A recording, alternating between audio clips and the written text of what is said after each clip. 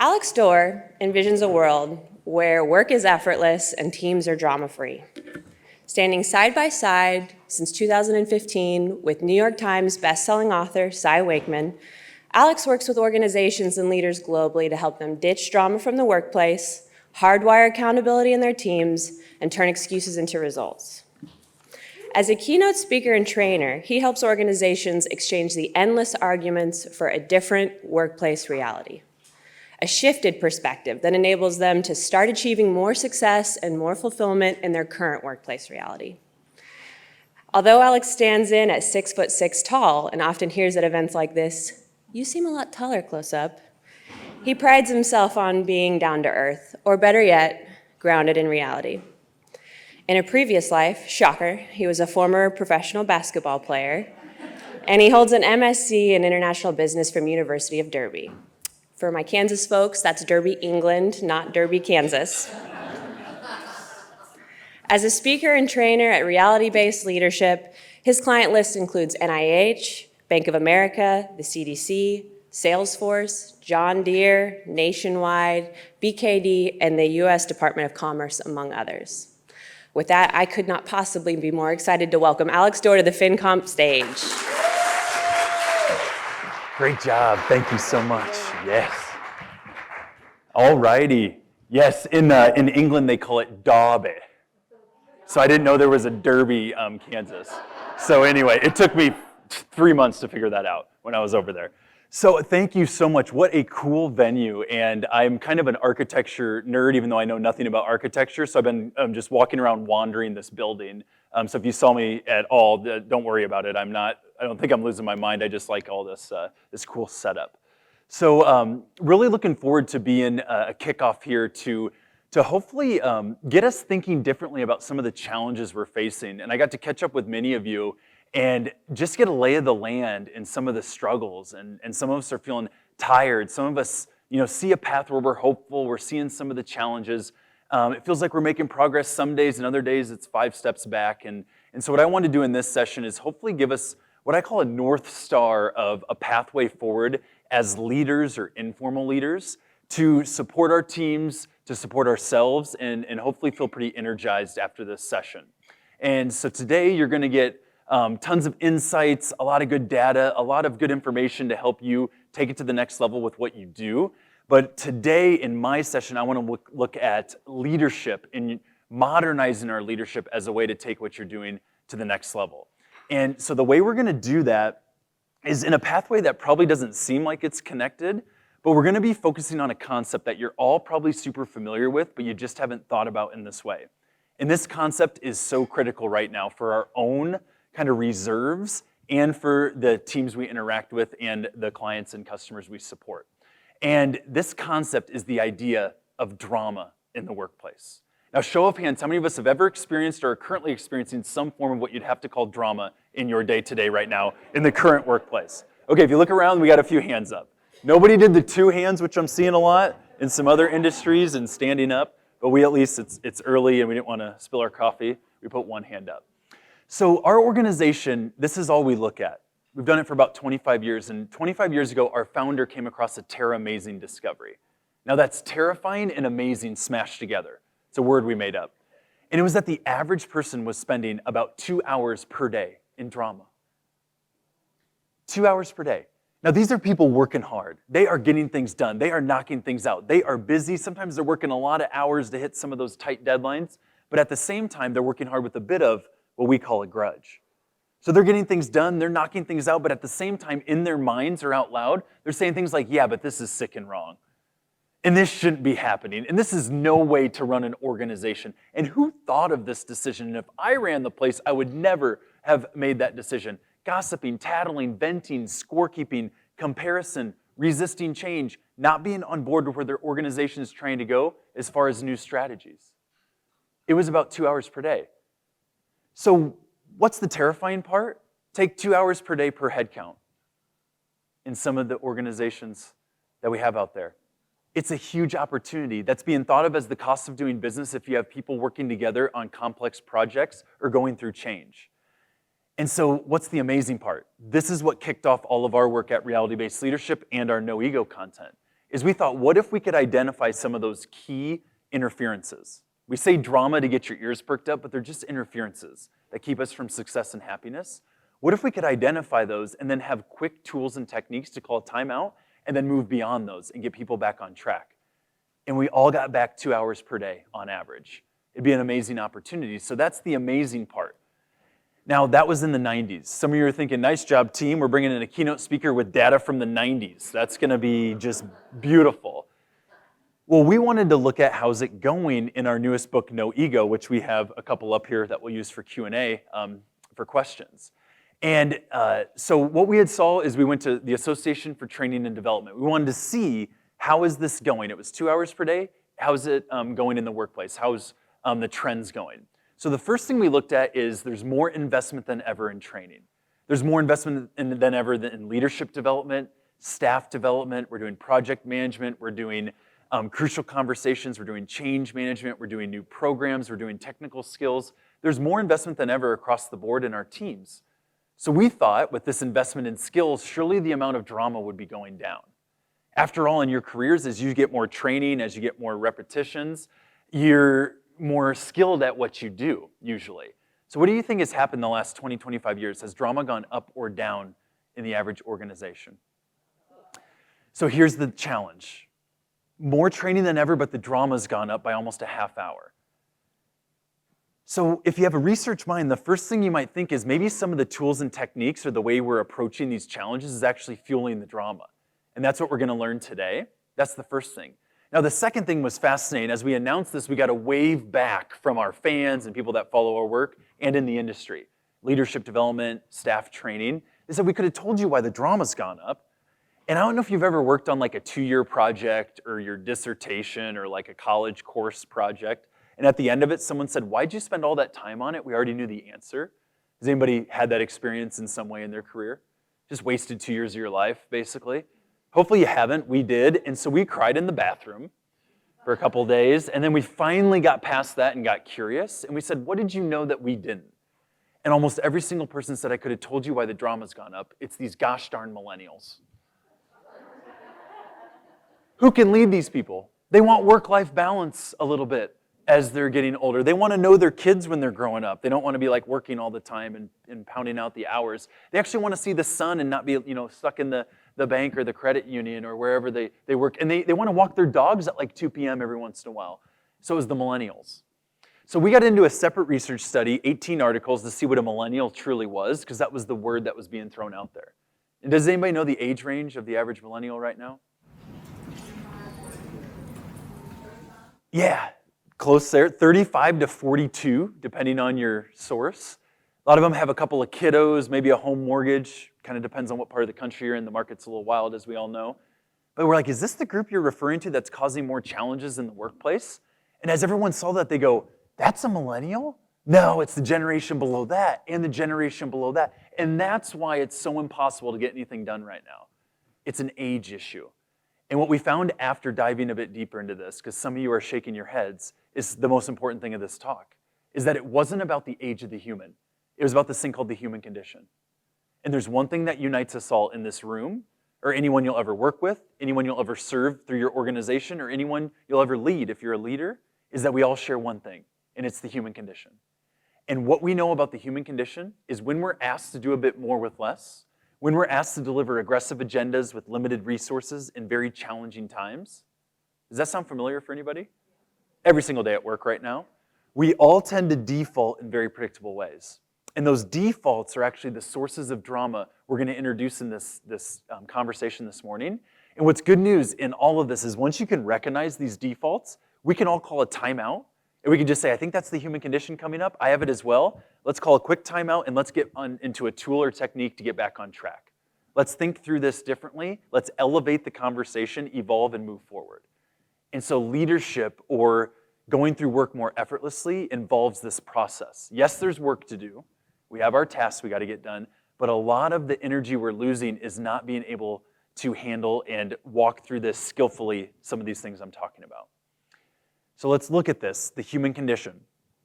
If it's about the human condition, let's understand it so we can recognize it, depersonalize it, and move beyond it when it comes up.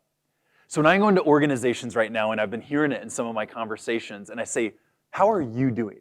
Like, how are things going? How are you feeling out there? Doesn't matter if it's a leader or an individual contributor. By the end of the conversation, they're drawing me a couple of trend lines. They're steep, they're scary, and they are slamming in the wrong direction. The line going up, they're like, you don't understand. We have more aggressive agendas than ever. We're constantly being asked to do more. There's more change, there's more demands from our customers, there's more complexity, there's more regulations, there's more technology, there's more disruption.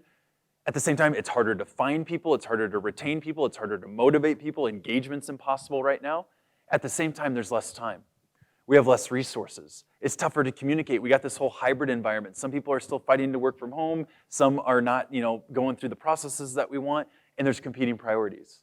When these two trend lines are in danger of crossing and the going gets tough, and we're asked to do more with less, every single human being I know fantasizes about one thing and one thing only. Retirement. Who said it so loud here? This whole morning, right? If you're human, and your teams will do this well, and anyone you're working with, you will fantasize about quitting. You will start to fantasize about being the Walmart greeter guy or girl. Has anybody gone there? Like, the hardest thing you gotta do is smile and say, welcome to Walmart. That yacht in Bermuda, you don't even care if it floats. You'll patch it along the way. Doesn't matter. I'm from Iowa originally. I'm from the city, but I have family up north. Now, up north in northern Iowa, they're calling that area the black gold. Does anybody know why they call it that? The soil. I think it's going, I've heard 35,000 an acre at some. The farmers are fighting over it at this point. It's insane. So when the going gets tough for me as a speaker, and it's a little challenging in my career, which you might be feeling right now, I have a fantasy every once in a while that a long-lost relative passes away so peacefully. So peacefully. And then I get the farm that can be subdivided and I make money off the passive income because they accidentally stuck me in the trust. Is that too detailed to say I think about it only every once in a while? The point is, just notice that in yourself. It's the human condition. Gallup tells us that 70% of the American workforce quits their jobs every single day. 70% of your people quit their jobs every single day. Now, what's the problem? They keep coming to work and collecting a paycheck. Quietly quitting, has everybody heard that term? Another word for disengagement. Now, I have another perspective on that, different talk. Quietly quitting can actually be okay if we set expectations well and they just do what we need. That's a whole different conversation. But disengagement. And I think they just came out with their virtual hybrid space. It's like 34% are engaged. They were celebrating that. I always translate that the other side. 66% are disengaged. They've quit mentally. Now, the problem with engagement, it's a whole different talk, but engagement is a choice. How do we know that engagement at work is a choice? Because we know that happiness is a choice in all the research. So I didn't know if you guys were going to laugh at any of my jokes. I didn't know if you'd say hi to me when I came in. I didn't know if you'd take any notes. I didn't know if you would, hang out with me. I didn't know if you'd even like any of the content. But I'm still choosing to engage for you. So it seems as if engagement is my choice, but what happens is people choose to step down. They quit mentally in the moment, and it doesn't feel very good. Why? Because as humans, we crave two things every single day, no matter what we do. We want to make a difference in the world, and we want connection. Everybody noticed that during the pandemic, you missed a little bit of connection, whether it was concerts, sporting events, your colleagues coming into the office a little bit. So when you step down in a tough moment, you step out of both of those things, making a difference in the situation and connection, so it doesn't feel very good. So what we have to do is come up with reasons, stories, and excuses to justify why we did just step down. And what we call that is BMW driving, which is bitching, moaning, and whining. How do you know that someone just stepped down from here on out? The symptom is BMW driving. So when someone comes to you after this BMW driving, just know they missed an opportunity to step up about 5 seconds ago. Cause and effect. Now, BMW driving is a quick fix. It feels good in the moment, but it usually doesn't happen in the meeting. It happens in the meeting after the meeting. So in the meeting, you roll out the new strategy. Here's where we're going to go. Here's where we're headed next. Here's kind of the vision for the future. Trying to help hope bring a comeback. Here's where we're going. Yeah, it's tough times, but here's where we're going. In the meeting, everybody involved's like, whoa, great idea. Working here is a gold star on my resume. That is just amazing leadership, amazing vision. Can't wait to go there. We're going to make this happen. We're in. That's in the meeting. Then in the meeting after the meeting, usually in the bathrooms, the parking lots, the bars, it's about 5 minutes later, the same group's like, whoa, wait a minute. Slow down. More with less, is that what they asked us to do again in this meeting? That was last year's goal. Didn't we already deliver on that kind of after, at the end of the pandemic, and it was crazy times, we already did that. They want us to do that again? Then are we drug testing these leaders? Like, what's the new policy with the hybrid space? Because they must be on something if they're asking us to do that. Now, I'll never forget a mentor of mine. I used to get so frustrated every year because we were asked to do more with less. I'd be like, gosh, we just delivered. They recognized us a bit, and now they asked us to do it even better. This is so frustrating every year. And a mentor pulled me aside and she goes, Alex, I wouldn't take it personal. This will help you for the rest of your career. Don't take it personal. It's just called capitalism. Every single year, you're going to take what you did, hopefully do it better, faster, cheaper, safer the next time, and we're going to take that learning and do it a little bit better. So when they say, great job, we're going to do it even better, just be like, oh, figured that was coming. Save you a ton of energy. But how many of us get chronically frustrated when that happens? It's just called capitalism. Now, some of us are like, that's why I work in a not-for-profit. And I'm like, awesome. We're in healthcare a lot. Not-for-profit. What are they funded by? Capitalists. So you're in that game. Now, what happens is BMW driving, again, is a quick fix. We'll talk about it. But what happens is those that are disengaged get with others that are also disengaged. And they collude, and they come up with a list of what I often call very interesting demands of all the things that would need to change in reality for us to give the gift of our work. I often call this an Injure the Leader Monday morning meeting. Has anybody been the leader that didn't make it out alive? I was the individual contributor that did this, so I'll flip it, but we got together. We had some challenges. It was a big goal we had to hit. We got together. I was elected the leader.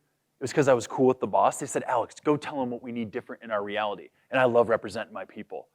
So I went and found a leader, and I said, on a Monday, hey, do you have a minute? My leader was so reality-based. They go, yeah, I got 2 minutes. I got double the time you need. You're in luck. And I go, we've all been talking, and this isn't what I think, of course, but this is what they all think. And I just thought I should let you know because everyone's a little scared to come to you. We are all in to do what it takes for what the organization needs. We're all in for that mission, vision, those values. We got it. See the goals there? As long as you pay us more money, we have better benefits, we have better software, better IT support. There's no manual workarounds as long as everyone's treated fairly, as long as there's no hypocrisy, as long as there's less change. And if there is change, I'm consulted on every major decision. And if I could have a best friend at work and a second best friend at work and a jeans day and a pizza day, and if you fulfill that list, then we'll step up. Now, the average leader actually makes the mistake of seeing a list. A lot of us were doers. We got promoted to leader. You'll notice this pattern if you're not a leader. You're a good doer, so you get promoted to a leader. So you see a list in front of you, and you see someone suffering. What do you do with that list? Give me that list. I'm going to go out and perfect reality for you. Now, here's the question. What are the odds in the short term that anybody could perfect reality for every single person on a team? 0. Now, in science, they say never say 0% chance, like anything's possible. This one, I'm pretty sure, is a 0. Why? Because have you noticed that someone in a high state of accountability, and we'll talk about this in their mindset, needs a much different list to be happy or successful than someone in a low state of accountability, more of a victim mindset? Those are different lists for what it would take to be happy and successful, so you can't perfect reality. So here's the vicious cycle in the human condition. That gives people more gas for their BMWs. They go, we went to leadership, told them exactly what we needed, they didn't give us all of it, which leads to more justification for what? Why it's okay to be disengaged. Now, our company, we're in Dallas now, but we used to be in Omaha, Nebraska. There's a Temple Gallup that measures engagement. There's a whole campus there. We're in the land of Gallup. For the last 20 years, it's been 68 to 71% disengaged at work, collecting a paycheck. Now, when we think about well-being of America, I guess, what are the odds if you're showing up to work collecting a paycheck disengaged every day for 8 to 10 hours? What are the odds of happiness long term? What do you think? Especially when we know that engagement's a choice. So that's what we're going to talk about today. So what's the sweet spot? Because everybody has a part to play. There's a sweet spot. So when people start to cite their circumstances, and we're in some unpreferred circumstances, it's challenging right now. When people start to cite their circumstances as the reasons they can't succeed, our circumstances aren't the reasons we can't succeed. They're simply the reality in which we must succeed. So what if reality wasn't the issue? Who knows Einstein? Maybe not personally, but looked a lot at reality, said it was at worst neutral. The universe is friendly. It's in your favor in the present moment. That's why we talk about the present moment so much. You're safe there. But what if reality wasn't the issue? What if we hadn't yet, especially in HR and some of the spaces we're in, evolved our mindsets, grown our skill sets, modernized our approach to be more successful in the current reality? Or what if the ultimate freedom is we could guarantee to ourselves and our teams that we can grow and evolve to be successful in whatever reality comes our way? That's the ultimate freedom at work, but it takes knowing some principles and some tools so you can handle whatever comes your way, so it doesn't matter the reality, we can succeed anyway. And that's what we teach through No Ego, is some of these tools to help with the blue circle, so then actually long-term you do make a better workplace reality and better offerings for those involved. So let's look at this a slightly different way, and then we'll keep going here. But when I listen to people and how it's going, I see them putting their energy in two places that don't add a lot of value right now. And this is in all industries. The first thing is arguing with an unpreferred reality. Has anybody heard some of this out there? Sounds like this if you're in the conversation. Ain't it awful? Things shouldn't be this way. This is absolutely undoable, ridiculous. Who thought of this? This is insane. Like, why does the world work this way? Has anybody heard some of that? That's arguing with an unpreferred reality. And then when people get tired of that, they jump into what I call wishing for a different future, but taking no action. Like if someone finally looked at this process, they would actually do something about it. Or if someone actually cared about what was going on here, they would jump in and fix this. And then they take no action. If yourselves or your teams are ever in these two places, it's going to lead to a ton of exhaustion. So if some of you are feeling like, man, this is just not doable anymore, notice if your energy's been in these two places. It'll take away all your hope. It'll just wear you out. But there's this tiny space. Now, this is a bad representation because it's so skinny right now, you probably couldn't see it. I call it finding the yellow. You can call it whatever color you want. But it's this space between an unpreferred reality and a different future, and that's the space to add value, to be a leader.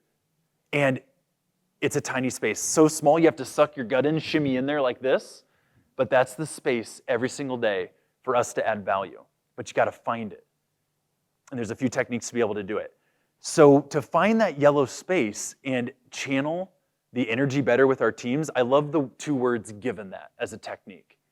So if you're going to get a tattoo before the end of the conference, or you can start with a sticky note, get given that somewhere, especially in some of your roles, because there's so much coming at you. You got to master given that. So let's say someone comes up to me and they're like, oh my gosh, I reached out to the person to get the information we needed and they didn't get back to me. Now, is that a preferred reality or an unpreferred reality? Does anybody love when you reach out to someone and with an email maybe and they don't get back to you? Or you send 4 things you need and they answer 1.5. Has anybody got that? That's like consistent for me. So that's an unpreferred reality, but that's what happens in work all the time. So I'd say I start with empathy. I go, if I'm your colleague, I go, dang, that's really frustrating. I don't like when I don't get the information I need. Now that's actually the end of empathy. That's all it takes. Now is anybody a little guilty of sympathy instead of empathy? It's a subtle difference. Sympathy is, oh, you poor thing, yep, that's how it is nowadays. Nobody is even working anymore. Let me tell you, 3 years ago, I had to do a whole project with no information. Does anybody do the one-up? Collude, we're the innocent victims. That's sympathy. Empathy is, I see you struggling, and I call you to greatness. Sympathy is, I see you struggling, and yes, we're the innocent victims here. See the difference? That is the key for leadership right now. How many of us, to build rapport with our teams, are going here and then dropping down? And that's not just leadership, that's just being a good colleague. So I would say, dang, that's really frustrating. I don't love when I don't get the information. Given that unpreferred reality, what would great look like? We got the information. What else could you try? Where's the information, or where's the conversation now? We're in the yellow. Someone says, we would have got that done, but there was all these competing priorities. Raise your hand if you have some competing priorities going on in your day-to-day life. Hopefully, so 5 of us, great. Everyone else needs to get busier. So I often say, dang, that's frustrating. What I want you to know about the workplace, how long have you been working? They're like 7 years. I'm like, have you always had competing priorities? They're like, yes. That's going to be for 50 years of your career. So given that unpreferred reality, there's always competing priorities. What would great look like? This became one of the big ones in the next 2 weeks. What could you do to hit the deadline? Who do you need to call in? What else could you try? Now back to the first one, getting the information. I kid you not. When I say given that, what else could you try to get the information? Someone's like, you mean I need to pick up the phone that the company provides for free? You want me to call someone? I go, that's a good strategy. Let's try that. Now let's say they call and it leaves a voicemail. It's like, dang, I go, given that unpreferred reality, what else could you try? Oh, they're obsessed with social media. I'll get on LinkedIn, send them a message. I go, awesome. Oh, they didn't get back to the LinkedIn message. Okay, given that unpreferred reality, what would great look like? We got the information. What else could you try? You mean I need to find their house on Zillow and I need to walk through and then get the form signed? Now, I'm not talking about stalking people, but the lesson here is each person on our teams or ourselves, we have to know that we could. Now, don't quote that. I mean, can you always see there's one thing I could do to have an impact? Now, it doesn't mean I do it all. I don't want to wear us out to exhaustion, burn us out, but it's just knowing you're not the innocent victim. That's the lesson here. Now, do you go all the way to Zillow? I'm just joking. No, you might back up and say, it's not worth it for now, I'll focus on this. Or midterm, long-term, you look at what's being enabled there, who's not doing their job, different conversation, but it's just for us to step into the power we have. So that's the first technique, and we'll build on that. Now, why would someone stay in the outside spaces? There's actually a culprit. It's the ego. We say the ego's not your amigo. 32% of the drama, ego behaviors. Gossiping, tattling, venting, scorekeeping, comparison, judgment. That's the ego. So if we closed our eyes for 5 minutes, which we don't have time for, you'd pretty quickly be introduced to your ego. Because the first 2 minutes, you just hear like the lights are making noise, maybe someone's breathing too hard for your liking, maybe someone taps their pen and you're like, oh, my spouse does that or something. And then about 3 minutes in, it should be peace and quiet. How many of us would just love 3 minutes to ourselves for once in our life? You'd have it, and then all of a sudden, guess what would start? Oh, why are we doing this activity? I'm so busy right now. My emails are probably piling up. Am I the only one doing this? I wanted to be a rebel this year. I'm going to open my eyes and see if am I the only one not doing this? And oh, I didn't, gosh, are the kids even alive? I've been at this conference. I don't even know how it's going back home. That's the ego. It's always narrating in our head. Now, if you listen to it in the workplace, it's the judger of all things. It's the creator of all stories, usually negative. So the ego takes what happens in our reality, bends and distorts everything in our favor, painting us as if we're the innocent victims, and everyone else is the villains. That's the job of the ego, and it has one job, and it does it all day. And it's best in the world at it. It's like wearing a pair of prescription glasses all day, but they're the wrong prescription. Does anybody ever grab someone else's glasses by accident, put them on, and you're like, geez, how do you get through the world with those things on? It's kind of the same question you would ask someone who's seeing the workplace through ego. It's like, geez, how do you get through the workday seeing it that way? It's a very distorted view of information. So the ego, what it has to do is to stay alive, it's got to stay mildly irritated at almost everything. So it's constantly scanning the environment, looking for insult, oftentimes where there isn't any. That's what it's doing all day. Let me give you an example. I was doing a gig, and I think it was like a longer training. They had a best place to work. It was a tough industry. They had a list of people that wanted to work there in a pretty small town. It was such good culture. They're like, call me when you get an opening. I will transfer immediately in a market like this. They had really set up a pipeline due to their great work and their good results in parts of the business. So I was like, I can't wait to go to this session. We're just going to take it to the next level. It's going to be an awesome training. It's not one of those intervention trainings. It's like let's have some fun training like this. And so we go in there, and 5 minutes before the talk, an individual pulls me aside and goes, I just want to let you know what's really going on around here. Which is a weird start to a training, just if you're wondering. Been doing this for a decade. I'm like, okay, I'm all ears. I want to bake it into my training, and I'll bring it on. She goes, I just want to let you know, I know what you've heard, but the culture here is a bit toxic. And in my head, I go, best place to work, tons of awards, a lot of people want to work here, good results.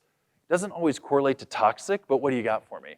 Well, I'll show you. And she pulls up an email. It says, you're invited to an ice cream social at 2 o'clock. Period. So I read it 5 times. I think I'm missing a meme or something. And I'm like, free ice cream. This place is even better. I like ice cream. She goes, well, you don't understand the backstory. I'm like, the backstory? What's the backstory? Well, they purposely scheduled these at 2 o'clock because that's when they know my team's call volume is the highest and will be least likely able to attend. And so in my head, I'm like, and I actually said it out loud, I go, I know your HR team very well. And math isn't really their strong suit, no offense. And if they could do an XY plot analysis of when your team of 12 is most inconvenienced by an ice cream social, this is a company of 30,000 people, I think we would have made a profit last quarter. Now, don't try that technique. It went over her head. It was supposed to be humor. It did not work. So then she's like, well, there's more. I read it. It's still one sentence. I'm like, there's more? Well, I'm lactose intolerant, and they don't offer an alternative. Now, I'm all for accommodation, and that's good, right? Inclusion. But this was Betty's local shop, came up with their first flavor in 8 years, gave it to this organization. They're trying to get rid of it before it melts. That's the situation.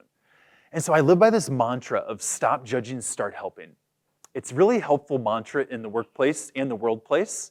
And so this, I noticed I wanted to judge, which is work of the ego, because I'm like, come on now. But I'm like, what could I do to help? If I wasn't judging, what would I do to help? And here's what I came up with, and you can let me know if this is good or I need to change my approach. I go, I think I can help you here. You might not want to eat the ice cream at this event because you could get farty. Is that helpful? Is that good? Who knows about this? Like, you'll get the farts. So do you see how the ego might have found insult where there wasn't any? Now, what's the lesson? You're thinking, what does this have to do with me? Do you think that mindset moves from where she was at to later on in the day, there's an email that comes through with some information missing on a customer?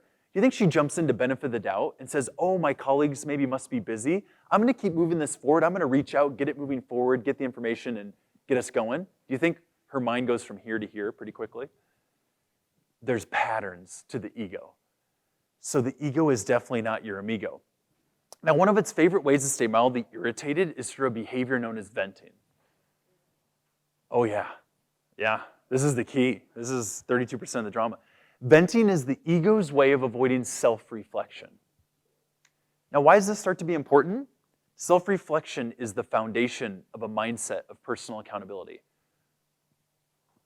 which in all the research, your happiness and results are most correlated to what? Your level of personal accountability. So the ego, in a simplified way, tries to keep us from happiness and results at all times. This is within the workplace, in our day-to-day. So accountability is what can silence and better dance with this ego. So someone sees this, and they oftentimes, especially in HR, especially in the last 3 years, I have teams fight me to the death on this. They say, well, doesn't some venting help? Like, people need to get things off their chest. We've been through a lot. There's a lot of tough things going on out there. Doesn't everyone need time to vent? Has anybody heard this, that people need time to vent? They get it off their chest? Number one thing to take away from this talk, based on all the research I can dig up, anything I've found, and I'm fair game to talk to anybody about this. I can't find anything. Venting actually does not help.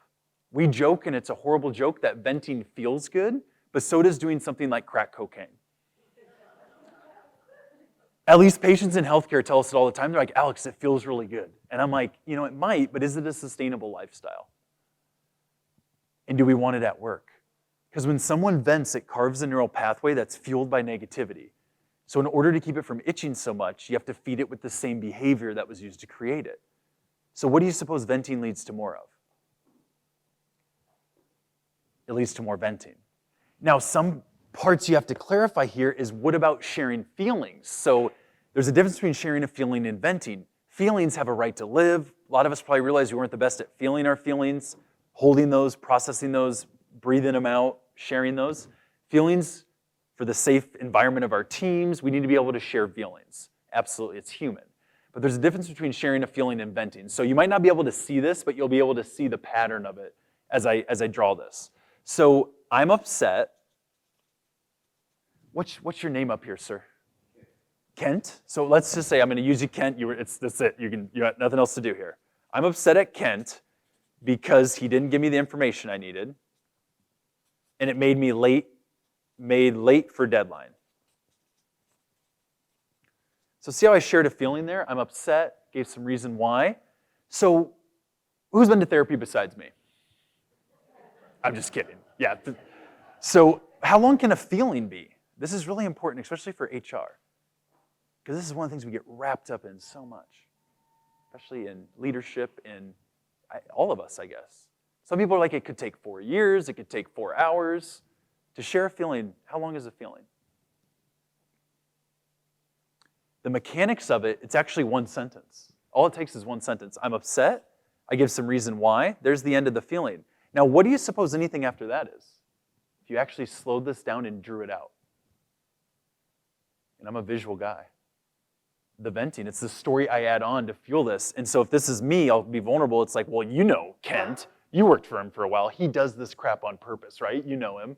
He does this on purpose. It's all this, he's like Mr. Resilient. He wants people to suffer as much as he did to get to that spot and that position. So this is all about just making us like suffer and grind it out all those hours just because he wants us to have that tough pathway. And this is really about that position that's opening up. He wants me to look bad in front of the higher ups so then someone else gets his position because he plays tennis with them and golf with them sometimes. So it's all about that. And then what this is really about, my kid kicked the soccer ball, kicked his kid in the head about 6 years ago. And ever since then, I laughed instead of apologized. He kind of looks at me like this, not like this.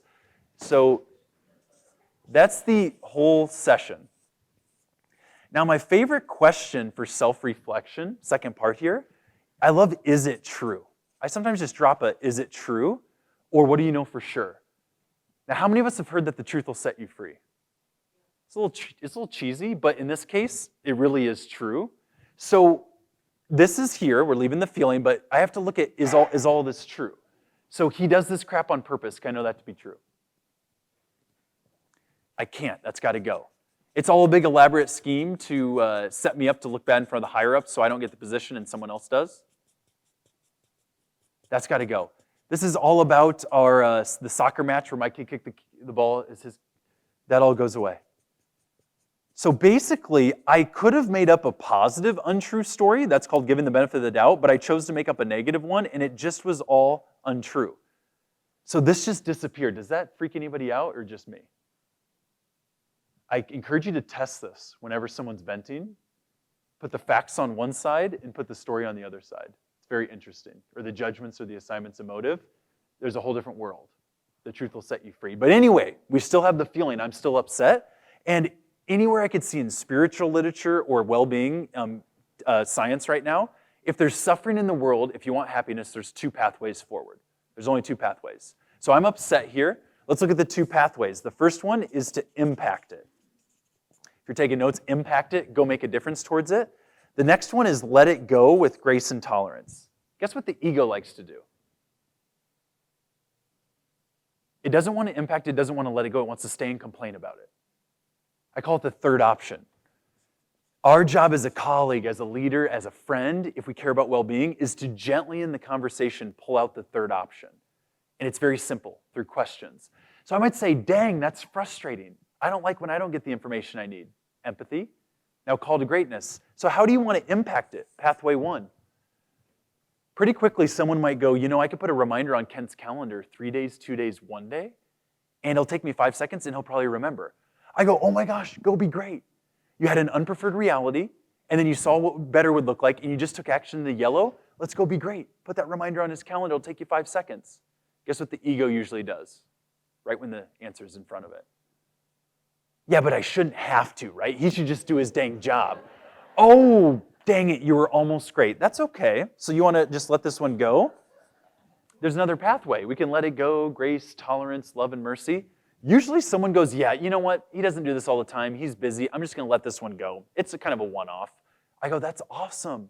There are thousands, literally thousands of books on grace and tolerance, getting rid of grudges, letting things go. That is such a healthy thing to do in life. I think you were at a service on Sunday at church. They talked about that. Here's your way to use it. Amazing. Isn't that funny how the world works? And then I changed the subject to see if you're really going to let it go. I go, that's amazing. What are you thinking about doing for Halloween? What are the kids going to wear for a costume? Wait a minute. He's not just going to get away with this, is he? Oh, no one's held accountable here. Oh, so we're not going to let it go. Okay, that's all right. How do you want to impact it? Well, I don't want to. That's okay. How do you want to let it go? Well, I don't want to. Do you want to impact it? No. See what I'm doing? All I'm doing is asking questions because what are the odds of happiness and results in the third option, which is stay and complain about it? 0. Now, again, there's always short-term, mid-term, long-term, because some of us, I know that ego, it's like, yeah, but what if he's not doing his job? Short-term, impact it. Mid-term, is it a pattern? Long-term, let's change the process or report what's needed. Or get a leader involved, or if you are the leader, do some leading. So that's the difference. Is everybody, I just want to clarify, because sometimes people hear this like, oh, they don't like feelings. We love feelings. In fact, our founder's background is a social worker. There's a lot of feelings there. But there's a difference between sharing a feeling and venting. So Let's look at how to do this deeper. This slide's a little confusing. For most of us, the ego is about the age of a 2-year-old. So if you wanted to get this clicker from me at 2-year-old, what's the worst strategy? Anybody been around a 2-year-old lately? What's the worst strategy? Try and grab it.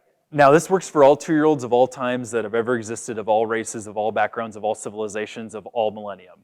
If you try and grab this, they get superhero strength and you can drag them around this room and you ain't gonna get it, right? We've all done this before. It's just impossible. Now, who knows the secret strategy?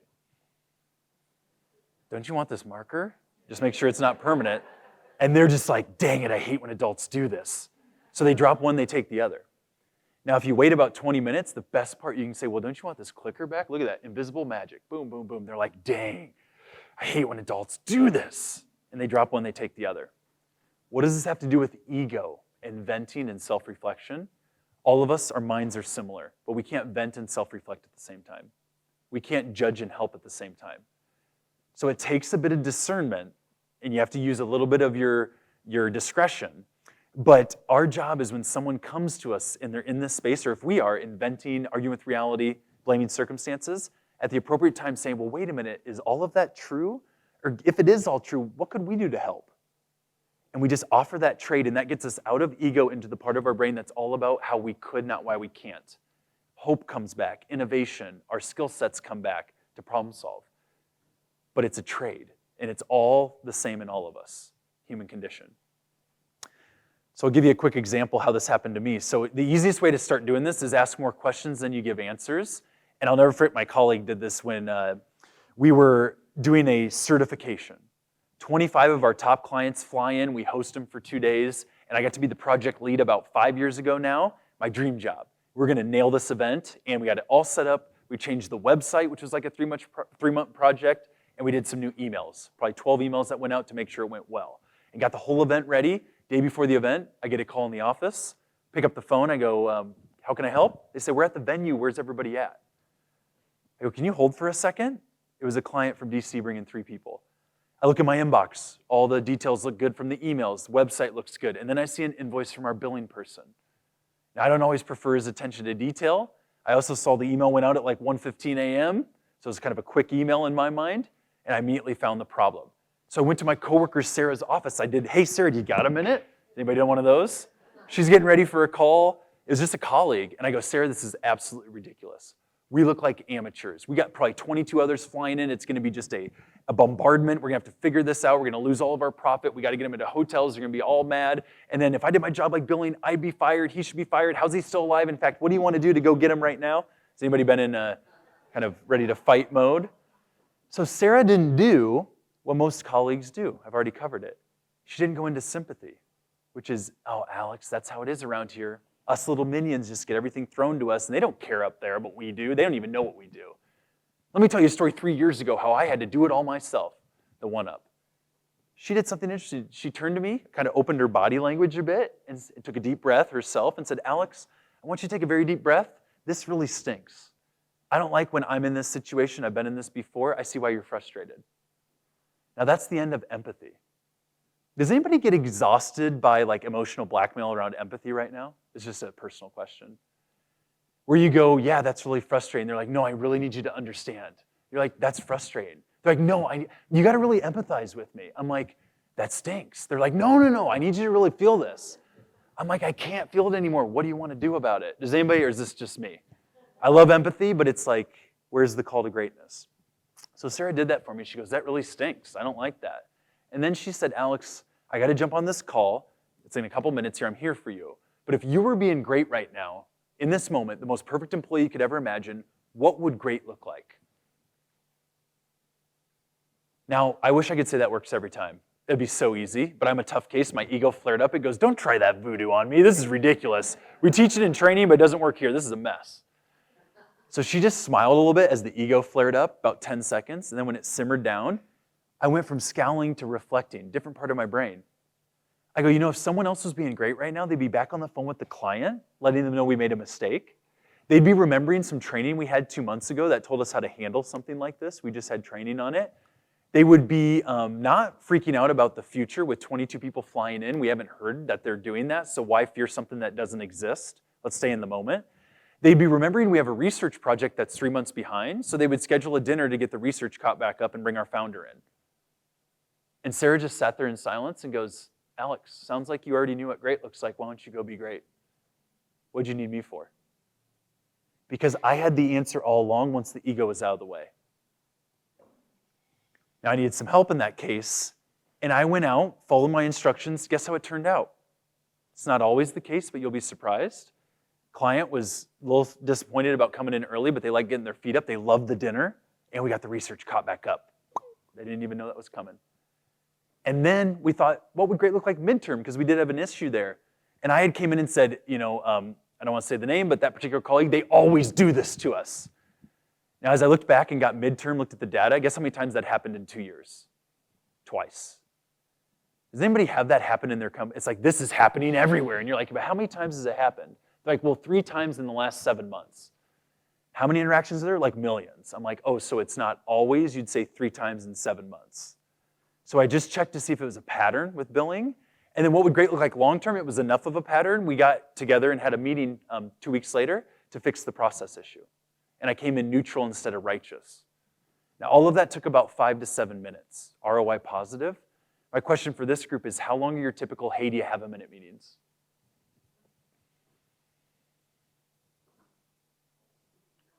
Two hours, right? Some are like, I've been going on a 3-year one that happens every Thursday, right? We studied this 15 years ago. We sat in on, hey, do you have a minute meetings in your industries and others? Fascinating case study. First thing we found out qualitatively is that people were liars. Have you noticed? They very rarely needed a minute. What they needed was 25 to 45 minutes. Now the topic was fascinating. Hearsay, speculation, things that never happened, things that probably could never happen, people not present. And the typical conclusion of that time was, please don't do anything. I just wanted you to know, now I feel better. And as we mapped it out, it was a lot of this. Feelings there, absolutely, those are valid, but huge stories, amazing Harry Potter-like stories about what was going on. And if we got to the facts, everybody had the skills they needed to handle it, but we could not get to the facts. Or we couldn't get it narrowed down. So the first technique is more leadership, more support, saying, what do we know for sure? So how do you start to notice this? If you look around the room or as you get back to work, and you can see it virtually, everybody has a toggle switch. It's invisible on their forehead. When it's toggled down, those dirty glasses are out, the prescription glasses that are distorted. People feel like they can't fix everything, so how can you fix anything? I can't fix the process, I can't fix the customer, I can't fix what's happening in the world, I can't fix the new policies, I can't fix all the changes going on, so how can I impact anything? So my only option is to disengage, fight, flight, or freeze, and that's what a lot of you are feeling right now. That's where you want to just hang it up. Now in the same moment, what Sarah did for me, the same person can toggle up into high self. This is where you have access to all of your intellect, your training, your amazing skill sets. You're naturally collaborative. You don't have to have all the answers. You can be a part of the answer, and you stay in there. But you can't be in low self and high self at the same time.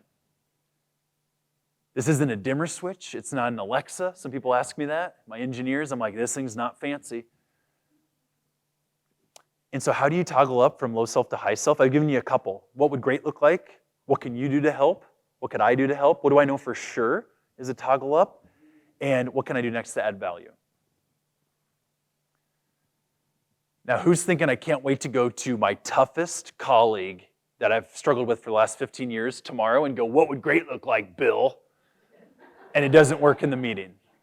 Or one of your toughest clients or customers. What I would tell you is this isn't the best technique if you use it for evil. None of the techniques work. And also, some people have a toggle switch that's rusted down. Now, I'm from Iowa. Does everybody know what rusted down means? This thing is broken. You could put a sledgehammer to that toggle switch and it's not going into high self. This is the person you say, hey, do you want a free $1 million? It's like, maybe, what are the taxes on that? You're like, it's a free $1 million.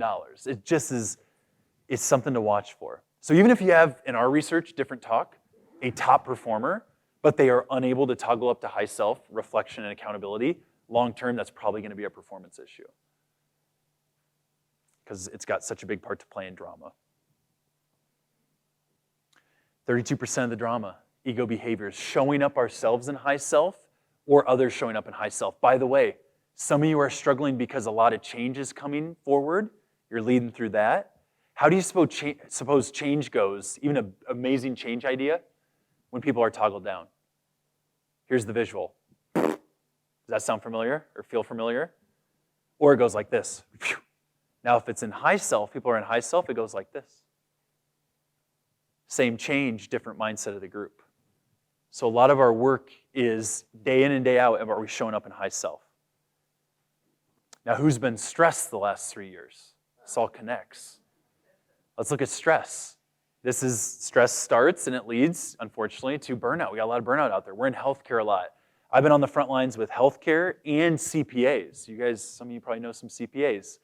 They were as busy as in healthcare, not quite as dangerous, and they got no signs and heroes and all of that. And so I thought that was interesting.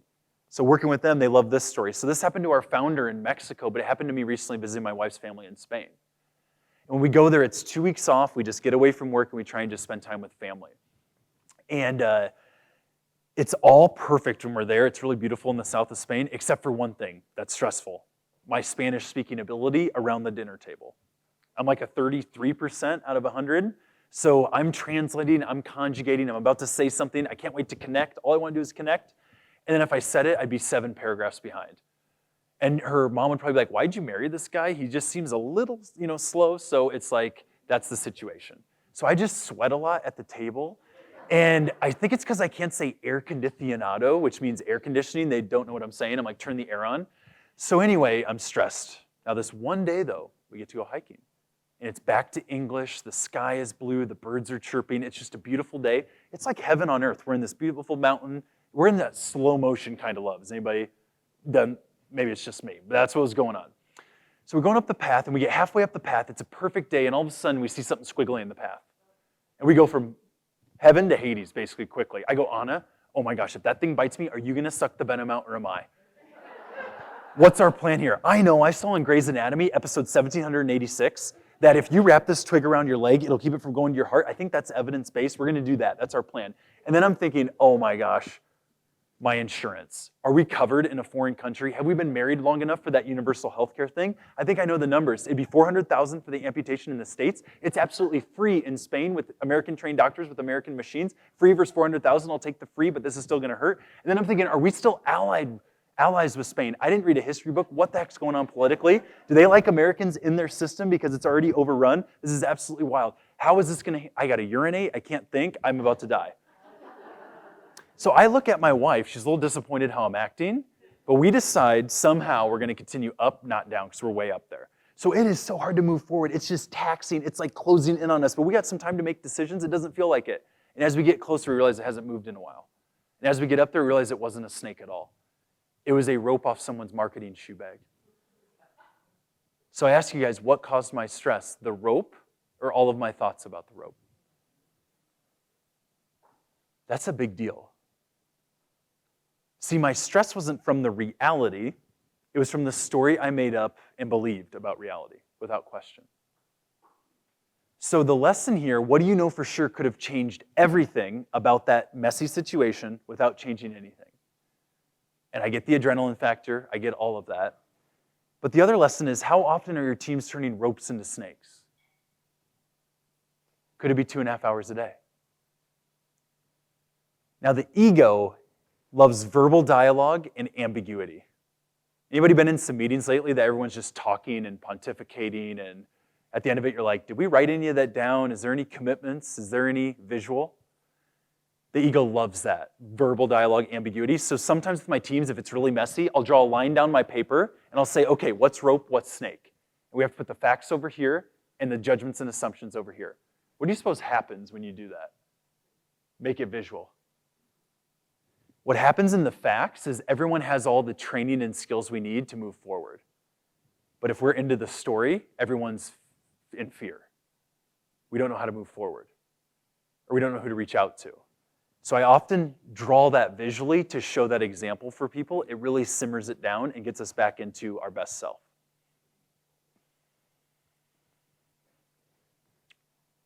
This resonating so far? That's a lot of the stress management.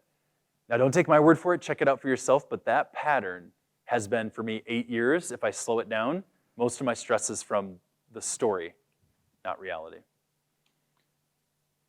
Now, why did I start so long on that topic? Because this interferes with accountability.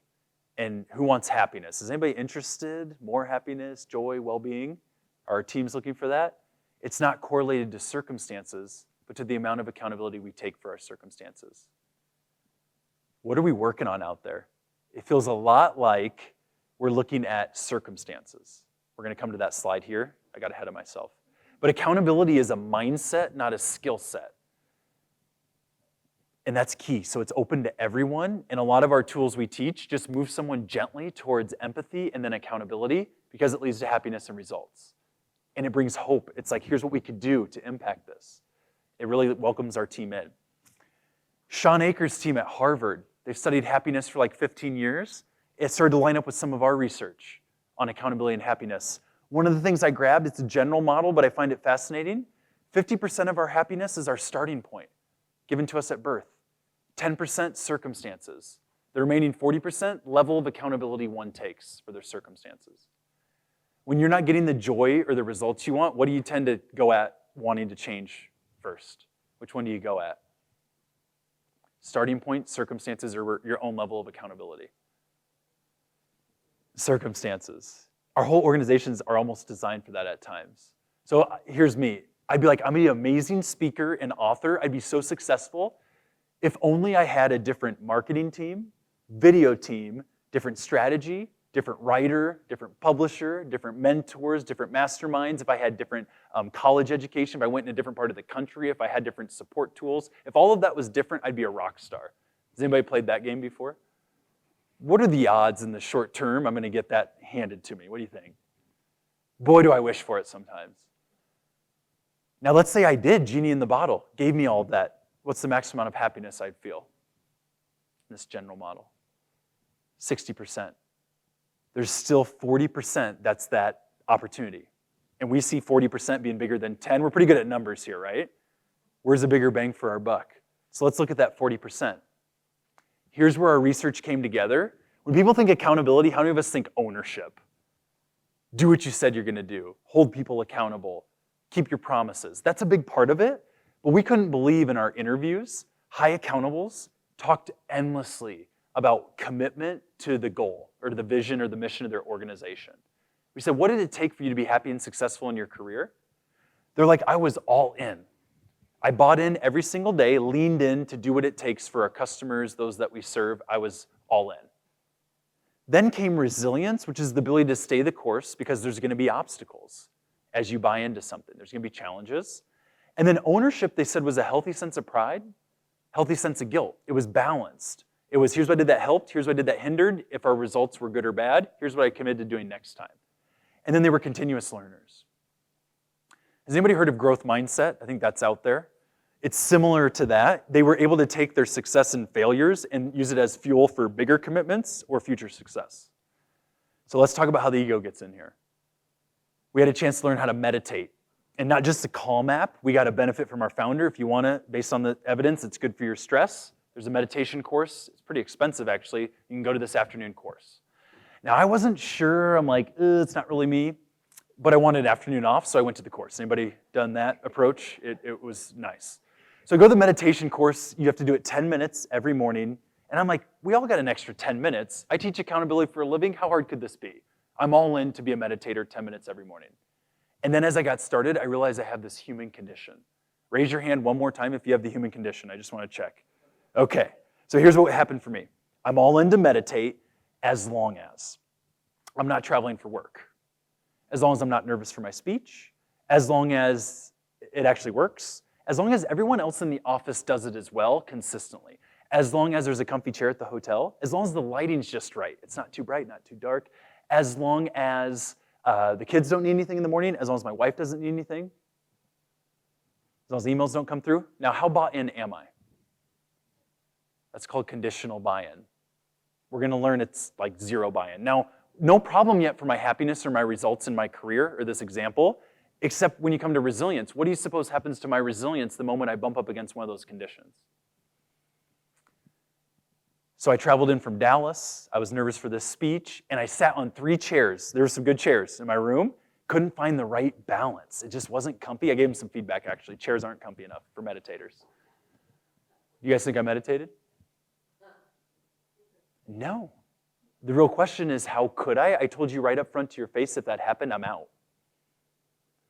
Now, what's the lesson there? How many times do you guys roll out a change, or there's something going on, or we got our new strategy, and people are like, yeah, we're in as long as. And what are those conditions? Or what are your conditions? Some of the basic ones I hear all the time, yeah, we're all in as long as we have enough time. Now, when have we had enough time to do everything we wanted? Exactly. Now back to me, I speak for a living. How many days a week do you think I do this? 3 to 4 times right now. Traveling, probably 2 to 3 of those. So if one of my conditions is I'll meditate as long as I'm not traveling for work or nervous for my speech, guess how many of the speeches I get nervous for? All of them. So how's my meditation going? Non-existent. See the point? So that's how it bakes in the ego with those conditions. Now my resilience is low. There's still no problem yet, actually. I'm just starting to feel a little guilty about my lack of true commitment until our founder walks in, ownership. She's like, I'm seeing the truth of the universe. I'm so consistent with my meditation. Alex, how's it going for you? I had a blackout of excuses. Has anybody had one of these? I'm like, oh my God, what are you cornering me for? Like, is this like an intervention? Like, I've seen the whole team. I'm watching them. Unless they do it with their eyes open, I don't think anybody's doing it. You should look at her. And so now ownership's really painful. Now what am I learning about myself? Back to step 1, I'm very conditional on my buy-in. So if I want to stay leaned in and do this well, I have to say, given that might happen, what's my plan to stay the course, resilience? And I'm learning that ownership is really painful in my career when you're never truly committed in the first place. So many of us with our teams right now are trying to work on ownership, but we got to take a couple steps back from what I'm seeing. When someone brings up those conditions with a ton of love, say, given that might happen, what's your plan to stay the course? Let's come up with 3 strategies. So you've already heard, I'm pretty boring with my techniques. It's the same one, given that. Works with resilience. Well, I would have gotten that done, but we had another change come through. Given we'll always have change come through, what could you have done to reprioritize? Stay the course. Now, resilience, I want to give you a little nugget. During the pandemic, we had to dive into that because that was the name of the game. Resilience was what everybody was talking about. Guess what we found in our research about resilience that I think we want to keep track of after the kind of post-pandemic? The most resilient people had 2 things. A big network of positive relationships, like a group like this, so get as many numbers as you can, get as connected as you can, and they were really connected with their organization and their community. And when they got stuck, resilience, obstacle, they just crowdsourced. They didn't cancel their appointments and figure it out and be the hero. They reached out and said, hey, I don't know how to solve this. What are your best tips? And they would reach out to every single person in this room and get 10 ideas. So let's say you're looking for a new tool in your organization. There's a process you're trying to make more efficient. Instead of trying to reinvent the wheel, they would just reach out to 10 people and they're like, oh, just use this form. Or just use this free tool. Or just add this onto what you have. So they solved issues like this because they were crowdsourcers. They Googled the people. Just an idea there. I don't know if that helps. We'll skip on. Everybody's kind of looking at me like, maybe that's not helpful. 2 tools, and then we'll finish with some Q&A. Who's ready to get practical? Has this been good so far? Trying to get you fired up, and then I want to get practical, because that's my book I'm writing is bringing all these tools, so you can forget all of this and just use a couple of the tools, and it all happens naturally. So that's what I'm about. So who struggles with, hey, do you have a minute meetings that tend to interrupt like your daily job? And then you start to do other people's jobs that you're paying them good money for. Does anybody have that going on? So this is a big lesson. A lot of leaders get their juices from helping someone when they're stuck. We jump into fix because it seems easier than leading. Or even if you're a colleague, the same dynamics there. And you might have realized during the pandemic, you thought you were good at boundaries, and then we did the work from home thing, and you weren't good at boundaries. This tool, that's what I learned, this tool helps with that.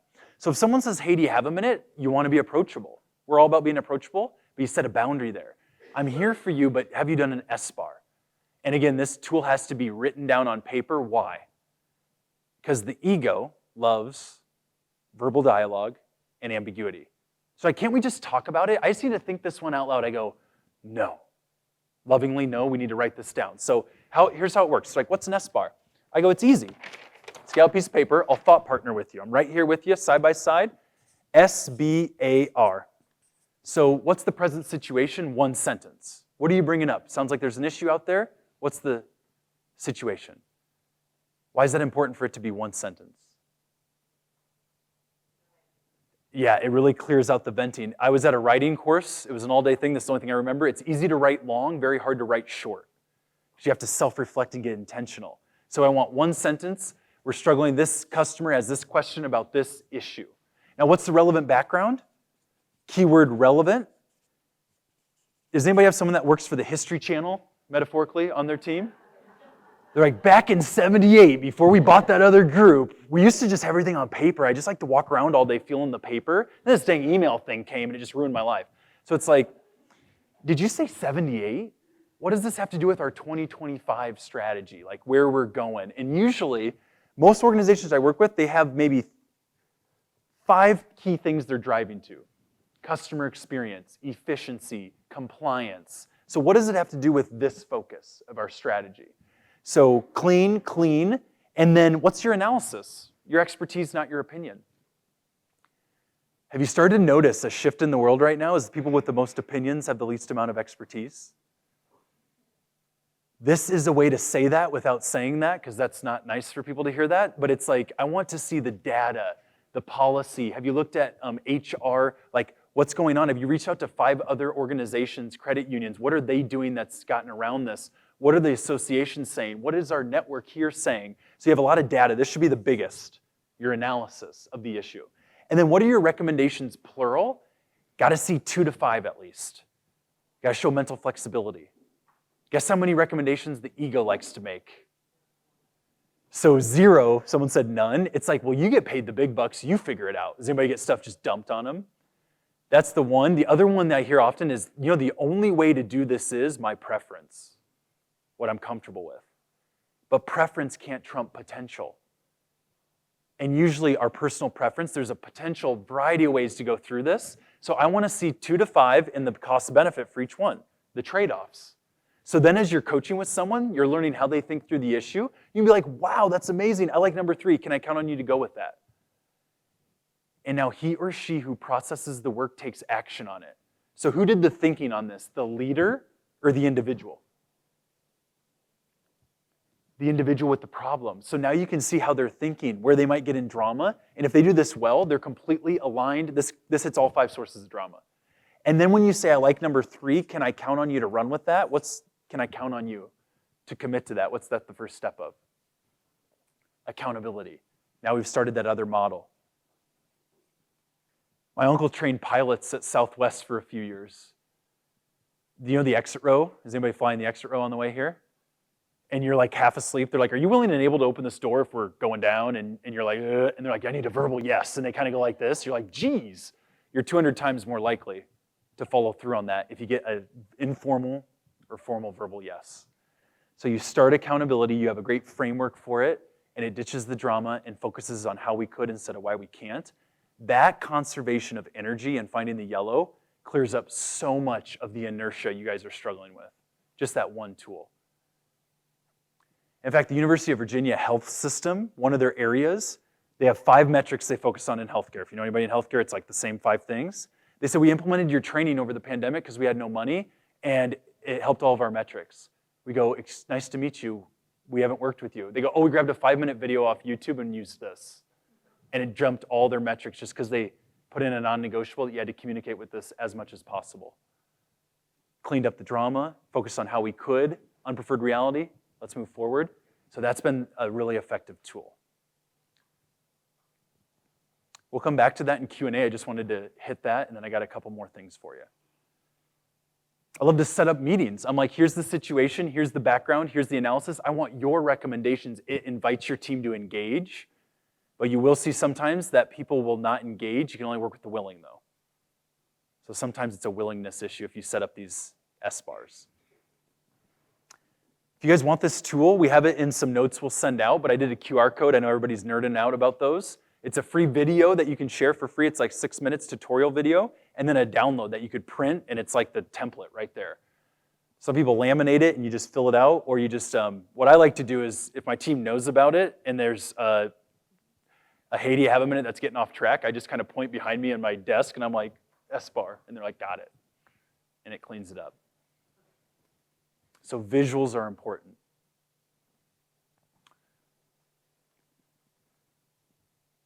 We got any change going on out there? Anybody struggling with change, the pace of it? 13% of the drama to finish was still change. Handling change as an individual or as a leader. Guess what we found as we dug into this? Did you know that change is only hard for the unready? So if you're unready for what's next, you only have one option. That's to resist change because it might expose you as incompetent for what the organization needs. So we work with many groups. Let's say they're rolling out a new smartphone. I'm not for or against tech, but let's say the reality is they're rolling out a smartphone or a device to do everything on one system. It's gonna have our notes on there. We're gonna be able to support our customers, predictive analytics. We got follow-up automated. We got AI involved. So they roll out this new system. And let's say it's your two top, in this example, salespeople. They're both top performers. One has kept up with the times. They're not at the latest iPhone, but they're pretty solid. They get the new device. They're like, thank you for the tools to do our job. Love this place. That's an amazing investment. Thank you so much. They're grateful. Now, the other person is a top performer, but they've skipped the last 27 upgrades. And they have the same flip phone they've had since high school. Now, I love flip phones. Ed Sheeran's got a flip phone. Does everybody know Ed Sheeran? But he doesn't work at a bank or credit union. He's not in an organization. He's a singer. So I don't think it's the same reality. But that person's in the fetal position in the corner telling you that change is hard. Now I ask you, was that change hard or was it only hard for the person that was less ready? Because if change was equally hard, it'd affect everyone the same. So it's something to think about. Every process you roll out, is it equally hard for everyone? Every acquisition, is it equally hard for everyone? Every change in workflow, is it equally hard for everyone? The same change will affect a high accountable and a low accountable differently. So what happens here? It's all human condition. All of us, when we go through change, even if you think you're good at it, you're gonna go to the left side here. Resistance. It's kind of like that, oh crap, are we capable?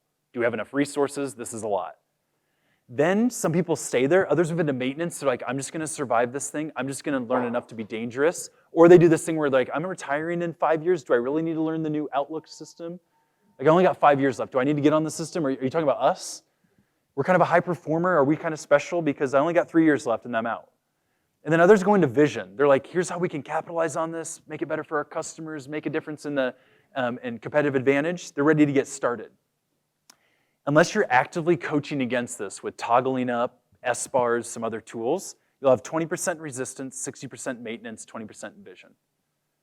Where do you tend to see yourself putting most of your time and energy? Where's a lot of the focus go when it comes to change or just organizational culture?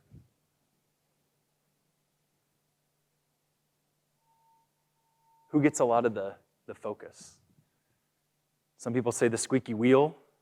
A lot of times we focus on those that are most resistant. Now, a lot of times they have some good input, but they raise their hand in the meeting and they just give us 100 reasons why it won't work. They play devil's advocate. I often call that the tubas. Has anybody been in the orchestra or the band? You have two tubas that are just bong, bong, bong. And then you have 14 other people that are silent, the strings, and you're like, we could try and quiet the tubas, but tubas don't play any quieter. Have you noticed? You can't. But the strings could just go like this and say, I hear you, but I don't necessarily agree with that. Here's what I think we should be doing. That would drown out the tubas. But that group often gets silent, and they're like, I'll just wait till they're done and just figure it out later. So that's the dynamic. So as we focus on those in resistance, maintenance always goes where the love is. They're always going where the love is, 60%.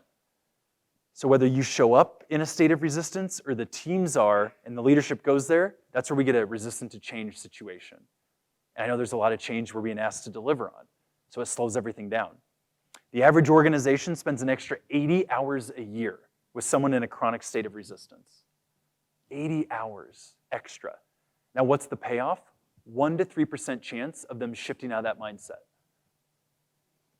It often takes a spiritual awakening over the weekend or almost being struck by lightning. So it's possible, but does it happen often? I don't see it. So where might be a better place to put our energy or to show up and bring the input, given this pattern of human behavior? Some of you might be saying, let's look at visionaries, because here's the thing. Who's heard of the Great Resignation? I think we talked about it at our table. What we saw going through this is people weren't working with the willing. Those visionaries wanted to move forward and figure it out, but we were so focused on those in resistance. The visionaries were sitting there saying, what the heck? They wanted to get moving, and they weren't getting any leadership. So they started to get frustrated. They're like, I'm going to go somewhere else that rewards high accountable visionary behavior that's low drama. So they left to our competition or other organizations in the area. Or when it became work from anywhere, then you have to deal with all of America, not just your local community. So that's where it got kind of nasty. So the North Star, you might say, visionaries. They've said yes from the start. Let's show what's possible, work with the willing. Maintenance goes where the love is. All you need is 46% to tip the culture. And if you look at your team or who you're working with or any group you're working with, there's usually about 20% that are in vision. They're saying yes, trying to focus on how we could.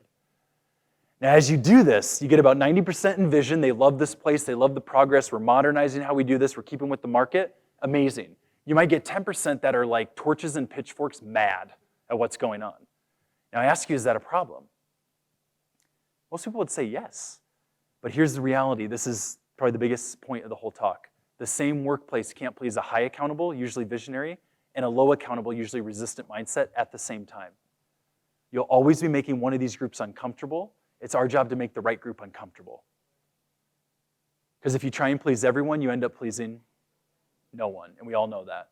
But it's not performance, it's accountability. That's why I covered it. So work with the willing. That's our best piece of advice. This is all energy management. It's progress, not perfection. I joke you'll screw it up, but only daily. I screw it up, but only daily. But what does a lot of resistant mindsets need if it's chronic? Performance management. Clear conversations. Here's what we need from you. Here's the gap. What's your plan to get there? 10 minutes of your time. Everyone else needs all your leadership or your focus or try and lean into that because they're showing what's possible. They're moving us forward. Keep the drama out. I know I'm right at time. I have one tool, but I want to take a question here, and then I think it'll lead to the tool. I want to finish with this tool, but I'm right at Q&A time. So I thought I'd do some questions to stop, and then finish with this tool and kind of wrap it up. But what are you processing so far? How's this going? You guys are quiet. Scaring me. I thought we had it rolling, and then you kind of fizzled out on me. And we'll get into this box tool is the final thing I want to finish with because it's super practical. Yes? Can you say the empathy versus sympathy definition again? Yes, so empathy is, they both start the same. I see you struggling. So someone's in front of you really struggling. I see you struggling. Sympathy is I go on to agree with you that you are the innocent victim and there's nothing we can do to impact these circumstances. That's sympathy in a nutshell. It's like a pathway. Empathy is I see you struggling, and then I stay there with you, and eventually I grow you to think differently about the situation so you can impact it. I increase your skill set, modernize your approach, or I look at your level of willingness to change it. So that's the difference. So empathy, the main thing, it ends with a call to greatness. I don't just leave you believing you're the innocent victim. And too many leaders are doing that right now. And what does that do? It creates anxiety. Why does it create anxiety? So let's say I'm going to the emergency room and I'm having crushing chest pains. So I walk into the ED and I'm like, I'm having crushing chest pains. Provider comes up, says, does it feel like an elephant sitting on your chest? I go, yes. Provider goes, me too. They're like, does it shoot down your right arm or your left arm? I go, my left arm. Provider goes, me too. The lesson is I came in there for medical care and I'm starting to realize I ain't getting any. What if your teams are coming to you for leadership and they're starting to realize they ain't getting any? And that's what's happening right now. And it creates anxiety across the whole country, to be honest. So my whole talk here is we got through the pandemic. It was a hot mess. We could have still kept some of our principles. We had to over-rotate towards accommodation. But now we got to find the sweet spot. The pendulum has to gently come back to the middle where it's shared accountability. Leaders and organizations have a part to play. Employees have a part to play in their own success, development, all of that. And right now I feel like it's leaders always pursuing, employees always retreating. It's a codependent relationship. Does that resonate? Yes, another question here. I'll try and be shorter, but that got me fired up, so nice question. And so all of our tools, like the S-bar, is I see you struggling. Now let's do an S-bar. And what does that show at the end? 3 steps they could do to make it better. So the tool, if you use the tool, you're doing empathy well. If you skip the tool, you're at the risk of sympathy. That's why we give you all the tools. Yeah. Alex, I'm wondering what your thoughts are about any pre-employment tools that can indicate people that might be more likely to go into victim mode. What are your Yes. thoughts about selection process? Yes. So our metric, and this again, a lot of people think of it as the high performers. That's not what I'm saying. High accountables is a mindset. So, like, I'll take a mid performer, someone that has basic skills, but I know they're a high accountable that's low drama. You can teach anyone anything right now. I can buy or rent almost any technical function off the internet. That's the new world. But what you can't teach is low drama. I mean, you can, it's just harder, and accountability. So what we have, and I'm happy to maybe send this out actually as a gift. I wasn't even thinking about this. It's like $39.99 on our website, but it is an interviewing guide that has our 5 sources of drama. It has some questions you can sprinkle in there that indicate your ego proneness, your accountability, your organizational alignment, your resistance to change, and your lack of driving for results, making excuses. So you can have your same interviewing questions maybe, but sprinkle some of these in there, and they can kind of show if someone's like, I'm trying to give you an example. It was like, tell me about a project that didn't go so well. So you just keep it kind of open. Someone's like, oh, this one. You're like, well, tell me more about it. Well, marketing failed us, and then operations totally stinks, and someone is just a nightmare. But let's say their credentials are amazing. You're like, that, ooh, red flag. Now it doesn't mean you don't hire them just because of that. It's just, oh, that might be, given that unpreferred reality, they just blamed marketing and operations, that's it. And I might say in that, what's your part in that? Oh, well, they didn't get us involved. Yeah, but did you have a part to play? See how that's a broken toggle switch? Out in our mind. Give them to the competition. Just joking, just joking. So yes, I'll send that out is my short answer. Yes. Another question?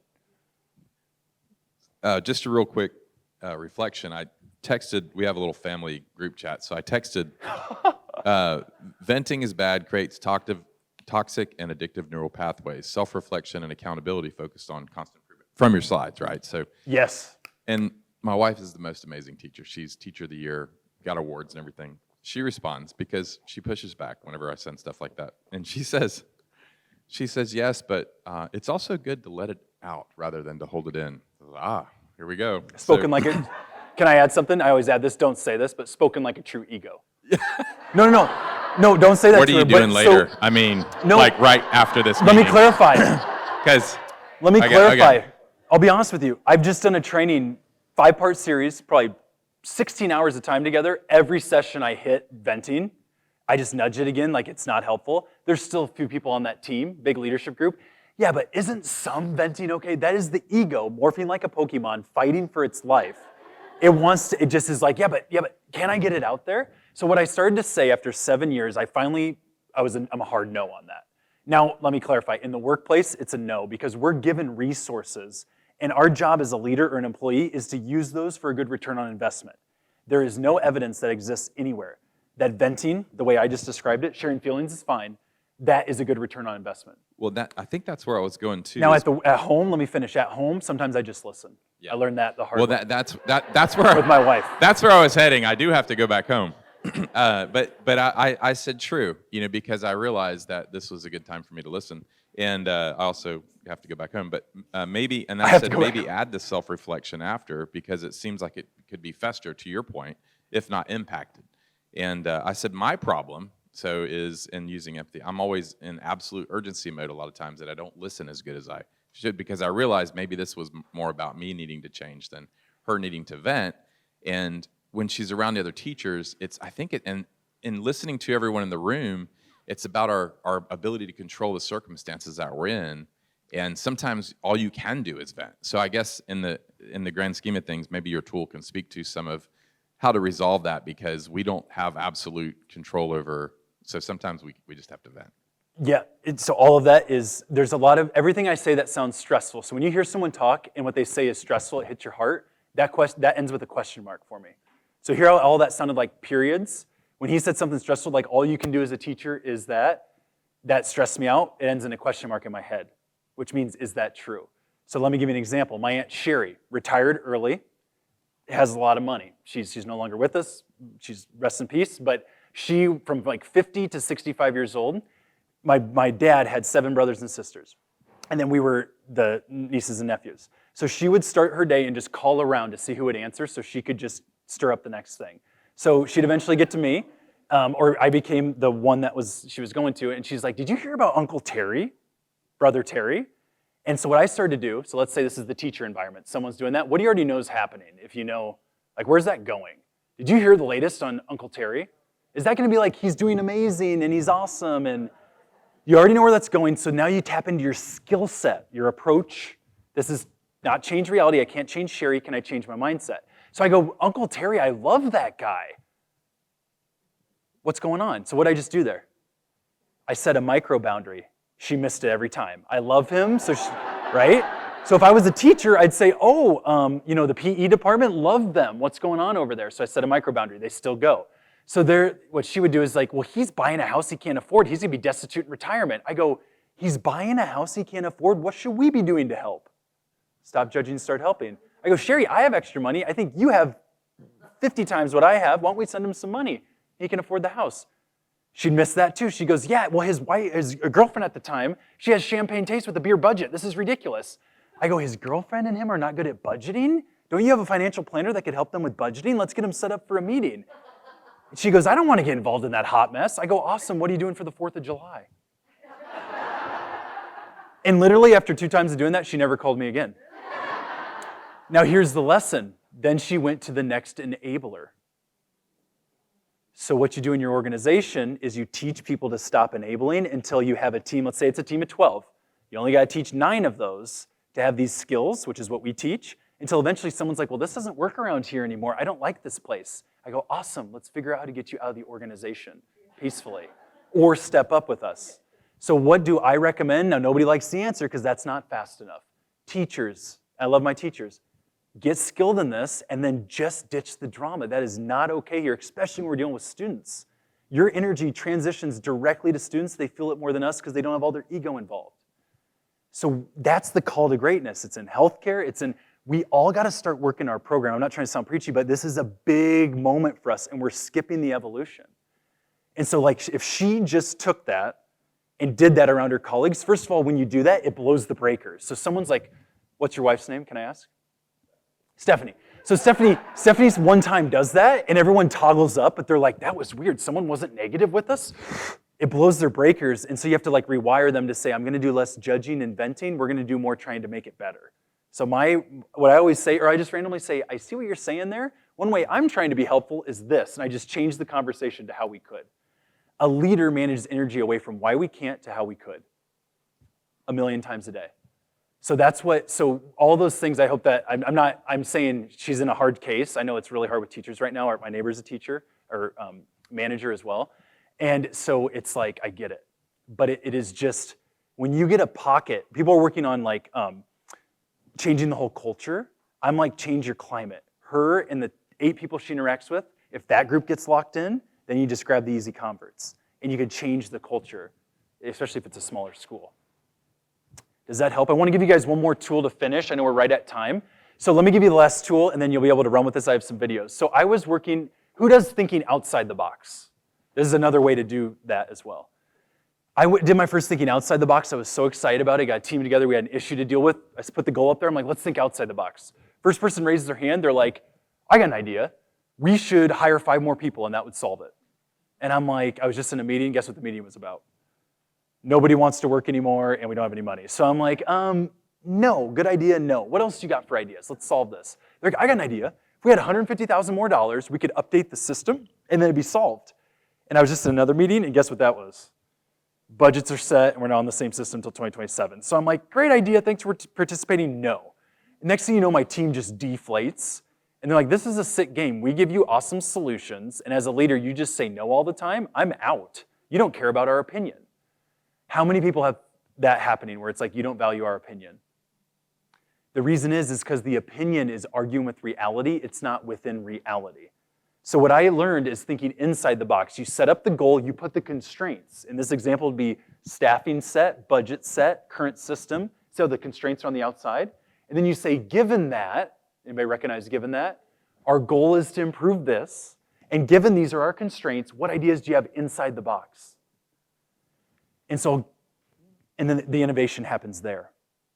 Now, most people, when they see that, the first thing they do is get silent. They get mad at you. They're like, what? Just change our reality. I go, I can't. Reality is, but I can grow your mindset.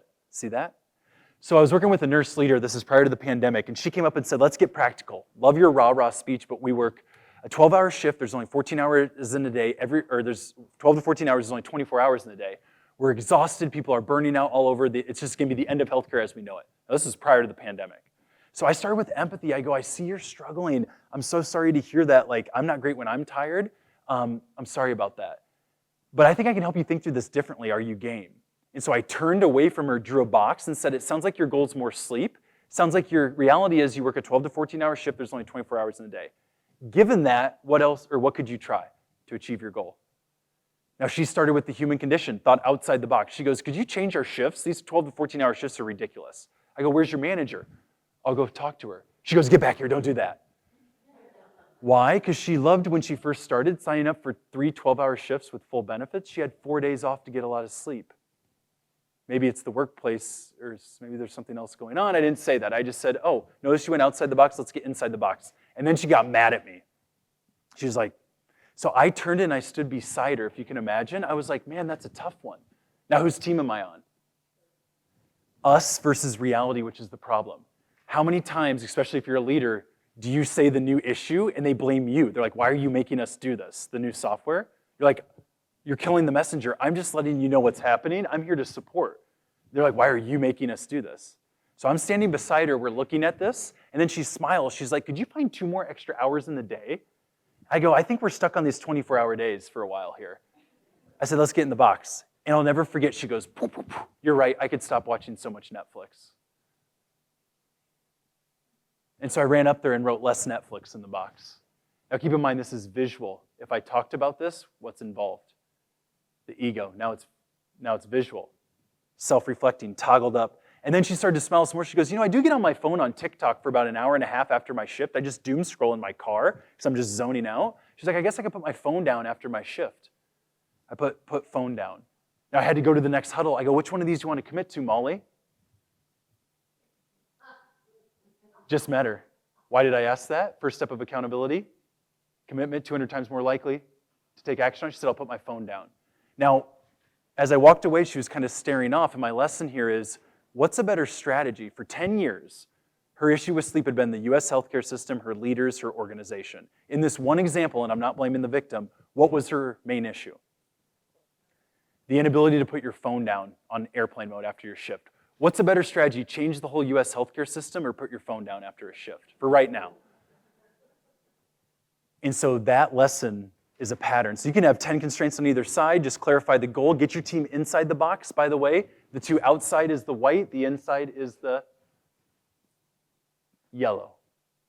And when we take action in the yellow, we're moving towards the goal, and then another one starts. We just elevate. So inside the box thinking, because you're in a lot of unpreferred realities, is the way to do it. So if you guys like these tools, again, we got another QR code for you. These are all my best tools that I've covered 2 of them. They're in there. It's got a podcast, a tutorial video, and downloads, and that's right there for you. So I know we're right at time. I'm just jumping off. That was some good questions. And to finish, and we'll send these out, if you want all of this, I just want you to know your teams are naturally this. So many of we don't have to fix anyone. There's not a lot to change. I encourage you to take a look at the other side. That's everyone's natural state when the drama's gone. This can all get more effortless as we teach people some of these techniques and raise awareness on drama. When Michelangelo carved the statue of David, it was a masterpiece. People were like, it must have been so hard. How did you do that? It must have been so difficult. And his response, it was effortless. I just removed everything that wasn't David and he appeared. That's leadership. So ditching the drama, the S-bar chips away. The box tool chips away. Toggling up chips away. But we got to see it and help people do that. And ourselves as well. So I hope you guys can do that. To finish, I got a drama assessment for you from our second book. That's the last tool. You can actually see your current performance, your future potential, minus your drama quotient. That's my favorite tool. So if you like that, there's another video for you. Thank you so much. I'll hang around a bit, but I want to pass it back to the team. And thanks for your questions and all the best. Let's keep loving our teams up, but call them up to greatness.